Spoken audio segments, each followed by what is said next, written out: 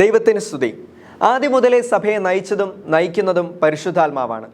ഇതിൻ്റെ ഏറ്റവും ഉത്തമ ഉദാഹരണമാണ് മാധ്യമങ്ങളുടെയും വിശകലന വിദഗ്ധരുടെയും സൂചനകളിൽ ഇടം പിടിക്കാതിരുന്ന റാഫേൽ തട്ടിൽ പിതാവിൻ്റെ അപ്രതീക്ഷിത ചരിത്ര നിയോഗം. സിനഡ് തീരുമാനങ്ങൾ റോമിന് കൈമാറിയതിൻ്റെ തൊട്ടു പിന്നാലെയാണ് മാധ്യമങ്ങൾ തങ്ങളുടെ ഊഹാപോഹങ്ങളാൽ സോഷ്യൽ മീഡിയ നിറച്ചത്. പുതുമയാർന്ന വാർത്തകൾക്ക് വേണ്ടിയുള്ള ഓട്ടപ്പാച്ചിലിനിടയിൽ അങ്ങനെയൊക്കെ സംഭവിക്കുന്നത് സ്വാഭാവികം. എങ്കിലും പല മുൻനിര മാധ്യമങ്ങളും മേജർ ആർച്ച് ബിഷപ്പ് ആരെന്നുറച്ച മട്ടിലായിരുന്നു നിലപാടുകൾ രേഖപ്പെടുത്തിയത്.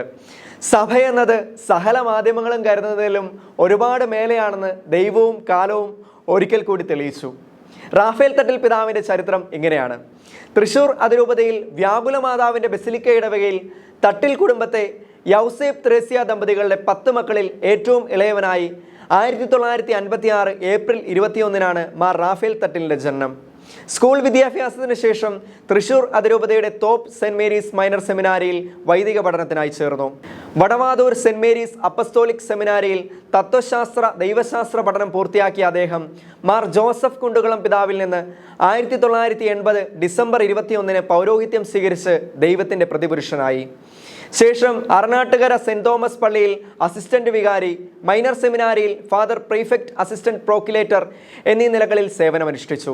പിന്നീട് ഉപരിപഠനത്തിനായി റോമിലേക്ക് പോയ ഫാദർ റാഫേൽ തട്ടിൽ റോമിലെ പൊന്തിഫിക്കൽ ഓറിയന്റൽ ഇൻസ്റ്റിറ്റ്യൂട്ടിൽ നിന്നും ക്യാനൻ നിയമത്തിൽ ഡോക്ടറേറ്റ് നേടി. പിന്നീട് അങ്ങോട്ട് അദ്ദേഹത്തിൻ്റെ നാൾവഴികളിൽ സഭയ്ക്കും നാടിനും വേണ്ടി കത്തിജ്വലിക്കാൻ കർത്താവ് ഈശോ മിശിഹ അദ്ദേഹത്തെ അനുഗ്രഹിച്ചു.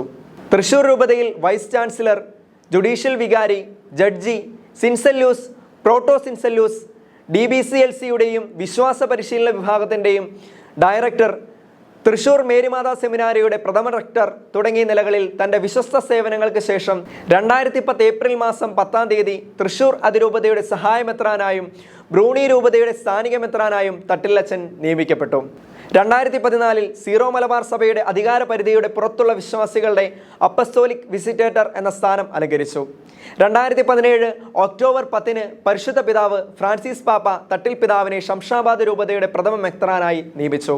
2018 ജനുവരി 7 സ്ഥാനമേറ്റ തട്ടിൽ പിതാവ് തൻ്റെ ശുശ്രൂഷാ രംഗത്തും പ്രേക്ഷിത പ്രവർത്തന രംഗത്തും കൂടുതൽ ശക്തിയോടെ പ്രവർത്തിച്ചു വരവെയാണ് സീറോ മലബാർ സഭയുടെ തലവനും പിതാവുമാവാനുള്ള ദൈവനിയോഗം അദ്ദേഹത്തെ തേടിയെത്തിയത്. അനീതിക്കെതിരെ ചെറുക്കുന്ന സഭയുടെ കാലഘട്ടത്തിൻ്റെ ആയുധമാകാൻ പരിശുദ്ധാത്മാവ് പിതാവിനെ നയിക്കട്ടെ. സീറോ മലബാർ സഭയുടെ തലവനും പിതാവുമായ മാർ റാഫേൽ തട്ടിൽ പിതാവിന് എല്ലാവിധ പ്രാർത്ഥനാശംസകളും നേരുന്നു. ഈശോ ഇനിയും ഒരുപാട് അനുഗ്രഹിക്കട്ടെ. ദൈവത്തിന് സ്തുതി.